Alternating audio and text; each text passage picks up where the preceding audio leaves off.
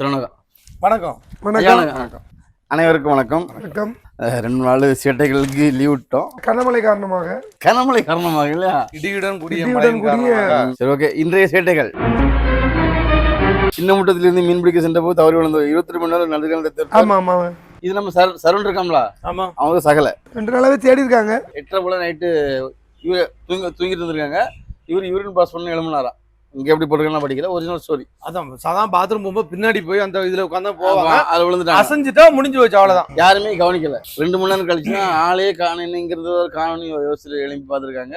ஆளு உள்ள விழுந்திருக்கு. அவருக்கு நல்லா தேவா புண்ணியத்துல அவருக்கு ஒரு இது கிடைச்சிருக்கு, மிதவை. அதனால ஒரு 120 கிலோமீட்டர் தள்ளி தான் கிடைச்சிருக்காரு ஆள். எப்படி அந்த அவருக்கு அவருடைய மனநிலை எப்படி இருந்திருக்கும் பாத்திருக்கீங்களா? ஆமா, அவ்வளவு நேரம் இந்த உயிர் பாதி போய் வரமாட்டாங்களா, காப்பாற்ற மாட்டாங்களா அப்படிங்கிற அந்த நம்ம எத்தனை படம் பார்த்திருக்கோம். கடலுக்குள்ள விழுந்துகிட்டு ஐயோ காப்பாத்துங்க போது இது அதே மாதிரி நம்ம குளச்சல் இந்த மாதிரி இடங்கள்லாம் 3 நாள் கடலுக்குள்ளே தத்த வச்சு அவங்களே கரையேற நாள்களும் உண்டு. இன்னைக்கு நவராத்திரி தொடங்கியாச்சு. 9 நாளைக்கு இனி எல்லா வீட்லயும் பயங்கர விசேஷமா தான் இருக்கும். சிக்கன் மட்டன் எல்லாம் விலை கடுன்னு குறையும். எனக்கு 31 வந்து திருப்பூர் தான். திருப்பூர் ஏரியா. அதுக்கு இப்போ நாங்கள் என்ன செய்யணும்? நான் சொல்றேன், நவராத்திரியில சிக்கன் விலை மட்டன்லாம் குறையும், வாங்கிக்கிறேன். எனக்கு திருப்பூர்ல இது நாங்க நவராத்திரிக்கு எனக்கு பட்டி பண்ணணும்னு சொல்லி அவ்வளவுதான். நவராத்திரி பட்டி வேணுமா? அதை சொல்லணும்ல. அதை அவர் சொல்லிய குமரி மாவட்டத்தில் 18 வயது நிரம்பாத சிறுவர்கள் பைக் ஓட்டுவது அதிகரிச்சிருக்கு. நிறைய ஸ்கூல்கள்ல பாத்தீங்கன்னா இது சம்பவம் நடக்குது. நான் 2 ஸ்கூல் வண்டி ஓட்டுறேன். 2 ஸ்கூல்லயுமே பசங்க வந்து என்ன பண்றாங்கன்னா பைக் எடுத்துட்டு வந்துட்டு 2 தெரு 3 தெரு தள்ளி ஒளிச்சு வச்சுட்டு ஸ்கூலுக்கு வராங்க. 2 ஸ்கூல்லயுமே நடவடிக்கை எடுக்கிறாங்க. ஆனா அவங்க கண்ணையும் தப்பி கொட்டாய் விட்டுறாங்க. பொள்ளாச்சேரிக்கு பரபரப்பு. ஆசிரியர் திட்டிருக்காங்க. அதனால மனம் உடைஞ்சு போய் 3 பிள்ளைகள் ஒண்ணு சேர்ந்து என்னையும் திட்டிருக்கா, ஒன்னையும் திட்டிருக்கா. 3 பேரும் சேர்ந்து ஏதாவது ஒண்ணு பண்ணி சாவதுக்கு இல்ல, அந்த டீச்சருக்கு ஒரு பாடம் போகணும். பாடம் எடுக்கிற டீச்சருக்கு ஒரு பாடம் போகட்டும். ஆமா, அதுக்காக இவங்க பண்ணதுதான். அது மாதிரி மினி பஸ்ல ஏறவங்க எல்லாம் பாத்து ஏறங்க. மினி பஸ் ஓட்டுறவங்க தண்ணி அடிச்சுட்டு ஓட்டுறாங்களாம். நாகர்கோவில் ஒருத்தர பிடிச்சிட்டாங்க. பார்த்தா தலைவர் அப்படி மிதந்திருக்காரு. 15,000 ரூபாய் அபராதம். திருமணம் செய்யுமாறு வற்புறுத்தியால் தீர்த்து கட்டினார். இளம்பெண்ணை கொன்று சூட்கேஸில் அடைத்த காதலன். 100 கிலோமீட்டர் எடுத்து சென்று ஆற்றில் வீசிய கொடூரம். இந்த ஊர்ல லவ் பண்ணாமா போயிட்டே இருக்கணும். சும்மா கல்யாணம்னு சொன்னா அவன் என்ன செய்வான்? லிவின் காதலியை கொண்டு செல்ஃபி எடுத்த காதலன். அந்த 100 கிலோமீட்டர் கொண்டு போய் போட்டான்னு சொன்னீங்கல்ல, அவங்கதான். அவன் கொண்டு விட்டு அவ கூட கடைசியா ஒரு செல்ஃபி. ஏன்னா அதுக்கப்புறம் எடுக்க முடியாதுல்ல. லாஸ்ட் செல்ஃபி, கடைசி செல்ஃபி உங்க கூட இருந்தா. மனைவி மாமியாரை அறிவாளால் வெட்டிய மீன் வியாபாரி ஆஸ்பத்திரியில் தீவிர சிகிச்சை. திருவட்டார்ல மனைவியும் மாமியாரா வெட்டியிருக்காரு. பரவாயில்ல, தைரியமான. மீன் இல்ல, அவர் ஏதாவது ஒண்ணு வெட்டுவாரு. ஓ, மீன் வியாபாரி இல்ல. மீன் வரது குறைவு, அதனால மாமியாரையும் முன்னாடியும் வெட்டிடுவாரு. அப்படி சொல்றீங்களோ? குளத்தில் விழுந்த தேங்காய் எடுக்க சென்றவர் நீரில் மூழ்கி பள்ளி. தேங்காய் எடுக்க போனவர் சட்னி ஆயிட்டாரு. நமக்கு கவுண்டர் இதுலயே கொடுக்கணும் இல்ல.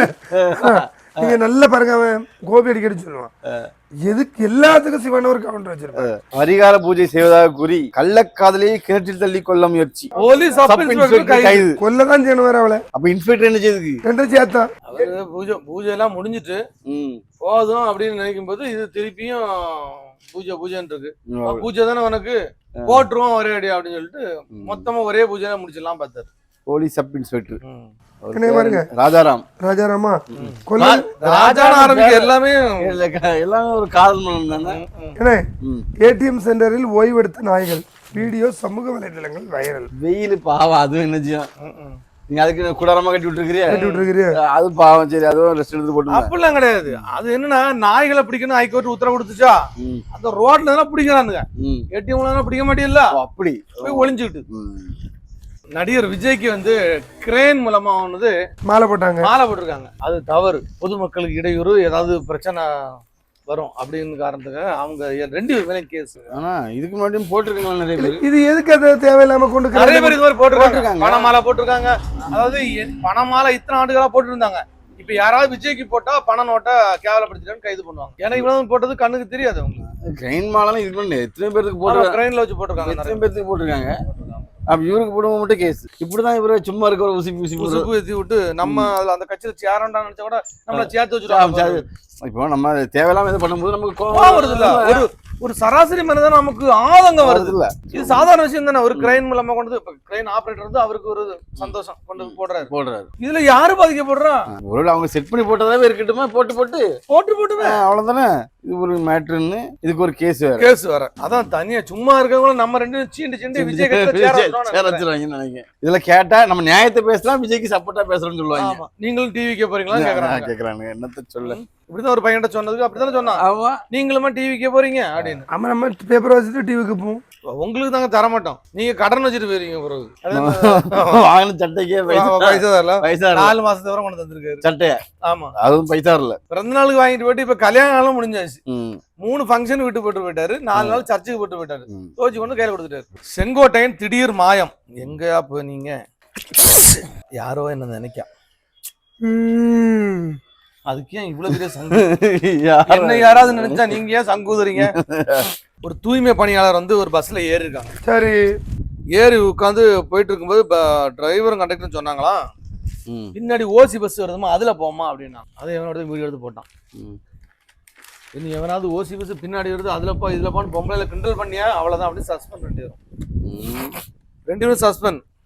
அப்படி பார்த்தா எத்தனை அரசியல்வாதியே சொல்லியிருக்காங்க. ஓசி பஸ்ல போறீங்களா, நல்லா இருக்கா, சந்தோஷமா இருக்கா உனக்கு? 75,000 இந்த பவுன் 83,000. ஆமா, 83,000. 75 80 தாண்டி என்னைக்கு போய்கிட்டு இருக்கு. இந்த ஒரு வாரமா பேப்பர் வாசிக்க வரலன்னா அதுக்குள்ள விலை ஏத்திட்டாங்களா? நாங்க படிக்கலங்கிறதா விலை ஏத்துவீங்களா நீங்க? இப்படி ஒரு தங்கமான மனுஷனா இப்படிதான் பண்றாங்கன்னு தெரியல. புனூர்ல இல்ல, மனைவியை கொன்னுட்டு யாருக்கும் தெரிஞ்சிடாம இருந்துடக்கூடாது, சாவுக்கு 4 பேர் வரணும்ல. பேஸ்புக்ல ஒரு தகவல் மட்டும் போட்டிருக்காரு. தகவல் தெரிவித்தவர் உடனே கைது பண்ணிருக்காங்க. என்ன ஒரு பொண்டாட்டிக்கு பிறந்த நாள் கல்யாண நாள் போட்டா வாழ்த்து சொல்றாங்க. நேத்து இப்ப 1/2 மணி நேரத்துக்கு முன்னாடி நல்லா இருந்தா இந்த ஆளு செத்து போட்டான்னு போட்டிருக்கான் அப்படின்னு சொன்னா மாட்டிக்கிட்டாரு. கொன்றுட்டு இல்ல, அவரு கொன்னுகிட்டு தான் போட்டிருக்காரு. மனைவி இறந்துட்டாங்க, இப்ப கொன்னாச்சு, இப்ப சமைச்சாச்சு, சாப்பிட வாங்கன்னு கூடுவோம்ல, அது மாதிரி கொன்னுட்டாரு. சாவுக்கு வாங்கன்னு போட்டிருக்காரு. உங்க கவுண்டரும் நீங்களாம். ஆனா இதுக்கெல்லாம் கைது பண்ணலாமா? அப்ப அவரு ஒரு பச்சை கலர் டீசர்ட் போட்டு அதெல்லாம் கைது பண்ணிருப்பாங்க. அப்படி நல்ல வேலை. அவர் வீட்டுல சோறு கிடைக்கிறது நிப்பாட்டிருங்க. ஆமா, திருவனந்தபுரம் கோட்டயத்துல போலி திருமணம் செய்து பெண்ணை கர்ப்பமாக்கியோர் கைது. நம்ம ஒரு போலி திருமணம் பண்ணணும், அதுக்கெல்லாம் நம்ம சரிப்பட்டு வர மாட்டோம். நம்ம இங்கிலீஷ் ராஜன் சொன்னா ஒரு நியாயம் உண்டு. இல்ல, இந்த வார்த்தை ராஜானு சொல்லி தான் நான் அந்த கவுண்ட் கொடுத்துட மாட்டேன். மகேஷ் சொன்னால தான் கவுண்ட் கொடுத்தேன். அதுக்கு நீங்க சரிப்பட்டு வர மாட்டீங்க. அப்படி ராஜன மன்மதன் இல்ல, அந்த சாமர்த்தியம் அவர்கிட்ட இருக்கு.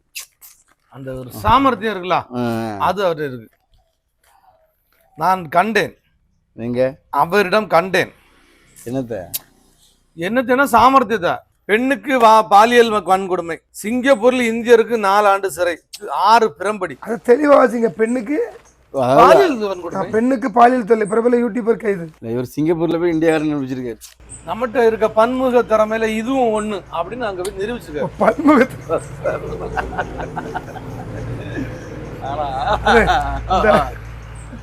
ஏன் இதுவும் ஒரு திறமை தானே.